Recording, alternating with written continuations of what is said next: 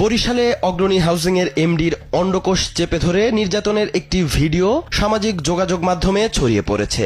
CCTV ফুটেজে দেখা যায় আব্দুল আজিজ নামের ওই বৃদ্ধের গোপনাঙ্গ চেপে ধরে চেক ও ফাঁকা স্ট্যাম্পে স্বাক্ষর নিচ্ছেন এক ব্যক্তি।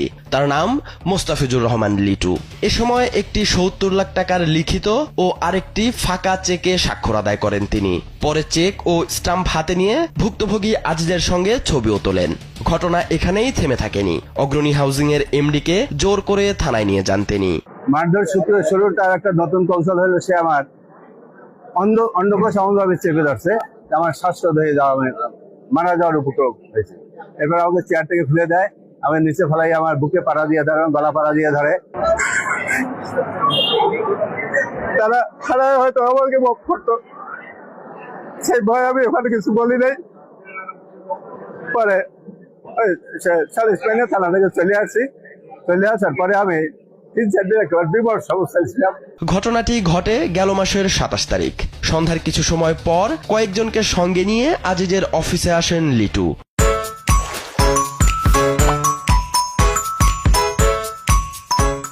ভুক্তভোগী আজিজ অভিযোগ করেন, এ সময় তার কাছে ৭০ লাখ টাকা চাঁদা দাবি করা হয়। দিতে অস্বীকৃতি জানালে তাকে মারধর করেন লিটু।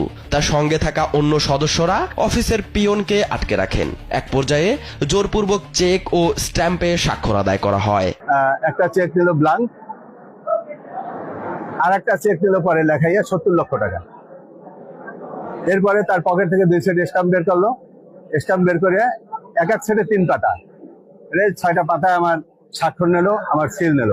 সামাজিক যোগাযোগ মাধ্যমে ছড়িয়ে পড়া ভিডিওতে চাঁদা আদায়কারী লিটুকে যুবদল নেতা হিসেবে উল্লেখ করা হয়েছে।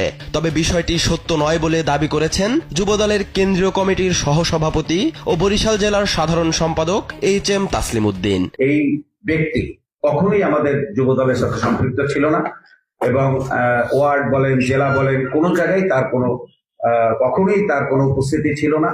ইভেন তিনি আমাদের সাথে কখনোই কখনো মিছিল মিটিংও তিনি কখনো উপস্থিত হয়নি। জানা গেছে লিটুর বড় ভাই মাহবুবুর রহমান পিন্টু বরিশাল মহানগর স্বেচ্ছাসেবক দলের সাবেক আহ্বায়ক। পরিচয় বলতে আমি এইটুকু জানি, সে রাজনীতি করে কিনা জানি না, তবে তার বড় ভাই মহানগর স্বেচ্ছাসেবক দলের সাবেক আহ্বায়ক মাহবুবুর রহমান পিন্টুর ছোট ভাই।